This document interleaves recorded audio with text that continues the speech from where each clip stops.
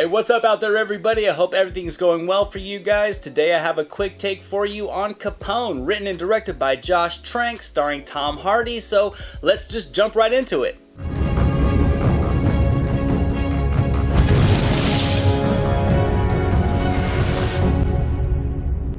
Now, right out of the gate, I would say the first thing to take into consideration when going into this film is that just the concept of the story and the exploration of Al Capone's life is not at all like your traditional biopic. It breaks out of the mold. It certainly is a unique film. It does have some flaws, and whether you find the story progression entertaining or not, you can't deny that this vision from Josh Trank is unique. This movie doesn't explore the mob career of Al Capone. It focuses on the final year of his life. He's just been released from prison. His health is deteriorating from dementia and neurosyphilis, so this version of Capone that we get in this movie is not the boisterous persona of the mobster that many people are familiar with, which could be a disappointment to a lot of people when going in to watch this movie. I will though say Tom Hardy is undeniably fantastic in the lead. He was comfortable and at times seemed to subtly relish playing this version of Capone who was near his deathbed. Hardy was very intense. He commands the screen with his eyes and his delivery of the dialogue, and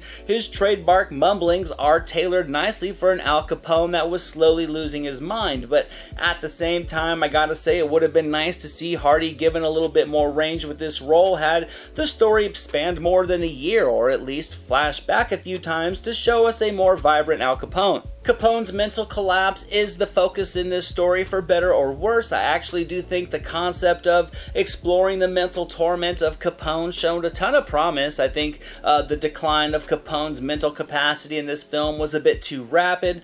Hardy does capture these moments effectively. He also does have some dark hallucinations of the victims from his past, and this is where the range in Hardy's performance does shine. He certainly makes the most out of these scenes, but overall the story and the film just doesn't properly capitalize on Hardy's ability to disappear into this role. Because unfortunately, this collection of visions that Al Capone has, ones that are captured with a horroristic style approach, just lacked continuity and meaningful foundation. These moments felt just a bit slapped together and not woven into the story with the flow, thus it just results in Capone's decline feeling more fragmented and just less easy to connect with. The concept of these visions tormenting Capone I thought was very promising and had a lot of potential for just being able to capture the remorse and confliction that a violent mobster could have, but for me in this movie they didn't end up working. The scenes seemed more for visual flair as opposed to exploring deep-seated torment. The portrayal of Capone was very sinister in places. It was classic mob storytelling in brief flashes as well. However, this focus on creating artistic haunting visuals for Capone's hallucinations just didn't really land. We never really get to know Capone. For the case of this film, the character really could have been called anyone else and it wouldn't change the progression of the story really at all. So overall, despite a great performance from Hardy, one that does do the most with the material that he had to work with, it just wasn't a very compelling film. I'm going to have to give Capone just 60% on the meter. There wasn't enough here to result in a very captivating biopic. It's a fictional tale about real-life individuals.